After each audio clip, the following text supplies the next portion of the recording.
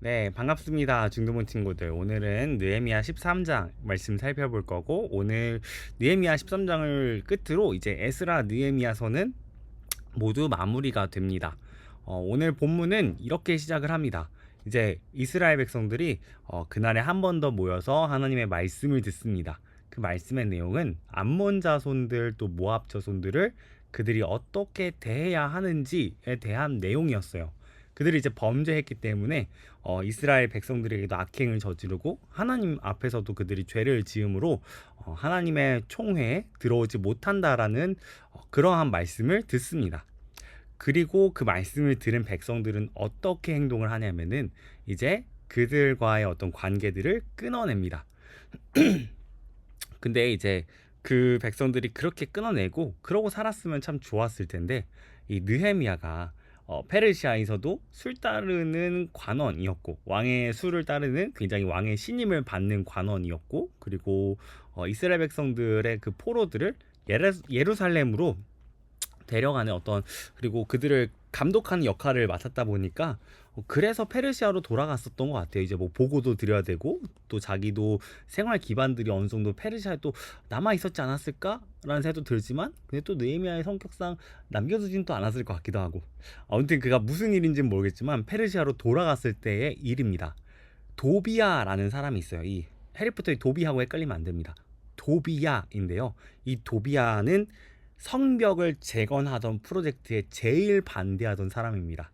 근데 이 사람이 제사장 중에 엘리야십이라고 하는 사람하고 친분이 있었거든요. 그 관계를 통해서 하나님의 성전 안에 자신의 어떤 개인적인 공간을 얻어냅니다.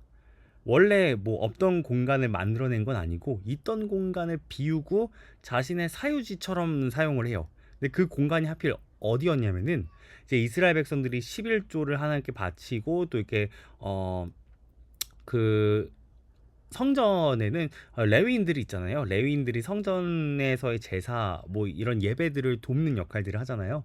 그 레위인들이 이제 먹고 살 수 있는 어떤 재물들을 저장하는 창고였습니다. 근데 이제 그 창고를 비워버린 거예요. 그러면은 레위인들은 뭘 먹고 살아야 되죠? 아무것도 먹고 살 게 없어집니다. 그랬을 때 이 레위인들은 당연히 성전 밖으로 나가야겠다는 생각을 하게 돼요. 내 생계 유지를 위해서 그들이 나갑니다. 그러면서 성전의 예배가 점점점 멈춰지게 돼요. 그럼 이스라엘 백성들은 다시 하나님을 예배할 수 있을까? 그렇지 않습니다. 예배도 멈추게 돼요.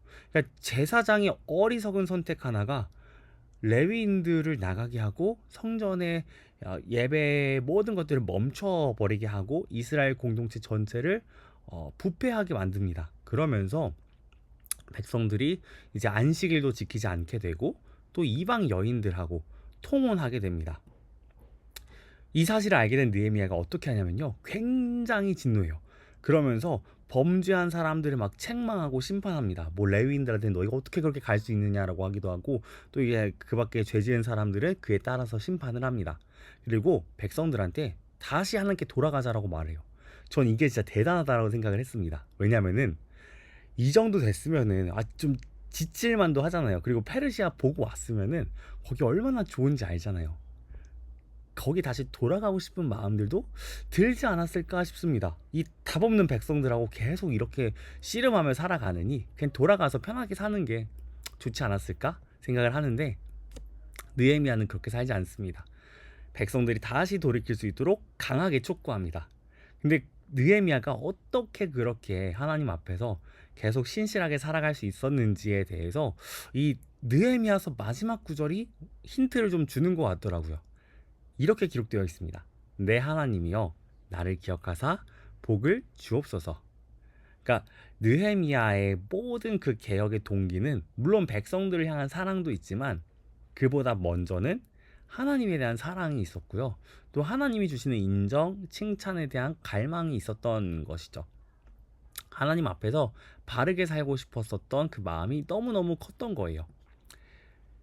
그리고 이러한 느헤미야의 모습이 오늘날 우리에게 참 많은 어떤 귀감이 되고 또 은혜가 되는데 저는 이 느헤미야서, 에스라서를 마치면서 우리 모두가 더 큰 은혜에 있다라는 사실을 기억했으면 좋겠습니다.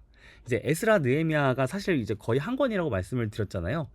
이 두 사람의 공통점은 하나님의 인정, 칭찬을 귀하게 여겼다라는 겁니다. 그리고 하나님의 백성이 하나님께 돌아올 수 있도록 최선을 다했다라는 거예요. 이 특별히 에스라는 제사장이기 때문에 말씀으로, 그러니까 오늘날로 따지면 뭐 목사님들, 전도사님들을 생각하셔도 좋을 것 같고요. 느헤미야는 기도로, 그리고 실제적인 어떤 사역을 통해서 최선을 다합니다. 이 느헤미야는 뭐 장로님들, 집사님들을 떠올리셔도 무방하지 않을까 생각을 합니다. 꼭 그렇다는 건 아니지만 대충 비슷할 거라고 여러분 생각하시면 좋을 것 같아요. 우리 부서로 따지면은 이제 에스라의 역할을 이제 제가 맡는 거고, 선생님들이 이제 느헤미야의 역할을 맡으신다라고 생각하시면 좋을 것 같습니다. 각자의 역할이 다르지만 최선을 다했을 때 하나님의 백성들이 하나님께 돌아올 수 있도록 어떤 중요한 역할들을 하게 되는 건데, 열매를 거뒀어요. 열매를 거뒀습니다. 그런데 백성들이 자꾸 죄로 돌아가는 거예요. 사람의 마음 자체가 부패했기 때문입니다. 제가 어제 주일에 말씀드린 것처럼 우리의 마음 자체가 부패했기 때문에 그런 거예요. 근데 그런 우리에게 예수님은, 제가 또 주일에도 말씀드렸지만, 우리를 선하다라고 인정해 주시는 유일한 분입니다. 그러니까 우리가 하나님 앞에서 뭔가 잘해야지만이 칭찬받을 수 있을 것 같고 인정받을 수 있을 것 같잖아요. 근데 사실 하나님은 그냥 믿기만 하면은 우리를 최고로 인정해 주시고 최고로 칭찬을 해 주십니다. 뿐만 아니라 이제 우리가 어떻게 살도록 하시냐면요. 왜 사실 이렇게 생각할 수도 있잖아요. 내가 믿음만 있으면 하나님이 나를 그냥 인정해 주셔? 그러면 그냥 믿기만 하고 내 마음대로 살면 되는 거 아니야? 라는 아주 몹쓸 놈의 생각들을 우리는 하잖아. 이것도 벌써 부패했다는 생각, 어떤 그 증거인데, 하나님 우리를 그렇게 두지 않으시고 우리가 정말 믿는다면요, 진짜 하나님 앞에서 올바르게 살고 싶은 마음들을 갖게 하세요. 뭐 예를 들면은 여러분이 뭐 좋아하는 뭐 여사친, 남사친이 있어요. 잘 됐어요. 그래서 그 친구도 나를 좋아해. 근데 그 친구가 나를 더 좋아해. 내가 그 친구를 처음엔 너무너무 좋아했는데 이제 보니까 내가 좋아했던 것보다 그 친구가 나를 훨씬 더 좋아하는 거예요. 내가 뭘 하든 상관없어. 나를 향한 사랑이 멈추지를 않아. 그랬을 때 우리는 어 내가 더 이상 이 친구에게 잘하지 않아도 난 계속 사랑받겠네 라는 생각들을 합니다. 근데 그렇다고 해서 진짜 지 마음대로 하는 거는 별로 좋은 어떤 남자친구, 여자친구의 모습이 아니잖아요. 정말로 내 어떤 남자친구, 여자친구가 나를 사랑해 준다는 것을 안다면은 당연히 그 사랑에 보답하고 싶은 게 사람입니다. 그게 정상적인 사람의 마인드예요. 사람 간의 관계도 그런데 하물며 하나님께서 우리를 이렇게 바라봐 주신다면은 정말 그분 앞에서 우리가 열심히 살고 싶은 마음들을 가질 수밖에 없게 됩니다. 이게 제가 느헤미야보다 더 큰 은혜를 받는다고 말씀드린 부분이에요. 느헤미야 또 사실 느헤미야도 정 뭐 비슷하다고 생각을 하지만, 어쨌든 우리는 예수님 안에서 진짜 날마다 하나님이 나를 얼마나 인정해 주시고 사랑해 주시는지를 더 알게 됩니다. 그렇기 때문에 더 힘낼 수 있게 된다라고 저는 생각을 하고요. 그래서 여러분 이 질문에 한번 솔직하게 답해 보시면 좋을 것 같아요. 한번 하나님께 내가 칭찬받기 원하는 마음이 있는지, 있다면은 여러분 몇 점 정도인지 여러분 한번 체크해 보시고요.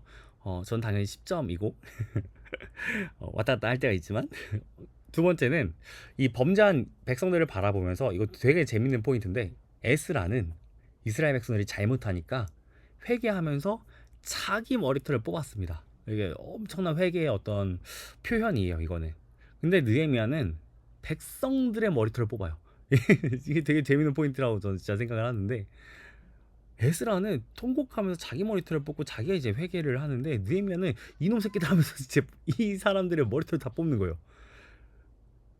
저는 이걸 보면서 우리한테는 이 두 캐릭터가 다 필요하다라는 생각을 했습니다.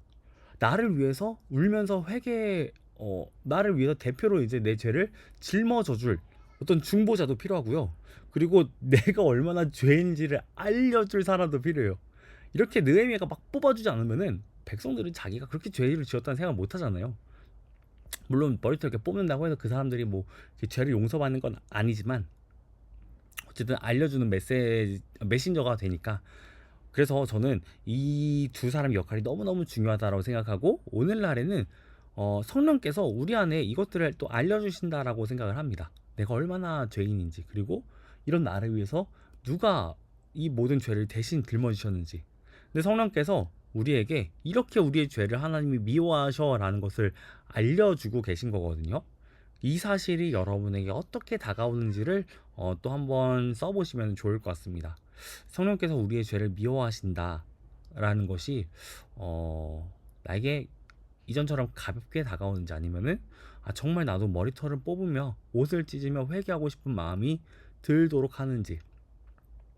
하나님께서 우리 죄를 미워하시는 만큼 하나님께서는 당신의 아들을 미워하셨고 당신의 아들에게 심판을 내리셨거든요.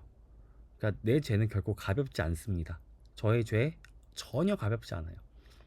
제 죄가 예수님을 죽게 했고 여러분의 죄가 예수님을 죽게 했기 때문에 우리의 죄는 결코 가볍지 않습니다. 그러한 맥락에서 성령께서 우리의 죄를 미워하신다라는 사실이 여러분에게도 또 저에게도 조금 더 무겁게 다가왔으면 좋겠습니다.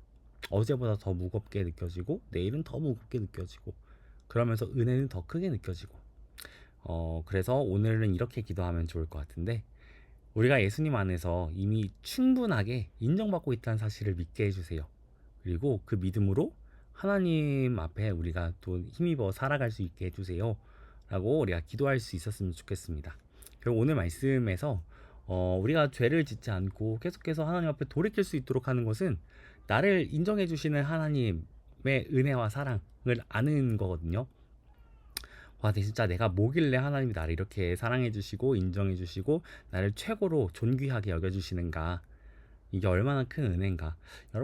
여러분의 친구들, 선생님들, 또 부모님들 한번 생각해 보시면, 물론 부모님이야 여러분을 진짜 제일 사랑하시지만 그래도 부모님보다 나를 더 사랑하시는 분이 계신다면은 이게 엄청나게 나를 인정해 주는 거고 나를 지지해 주는 거고 나를 정말 사랑해 주는 거잖아요. 인격적으로 여겨 주는 거잖아요.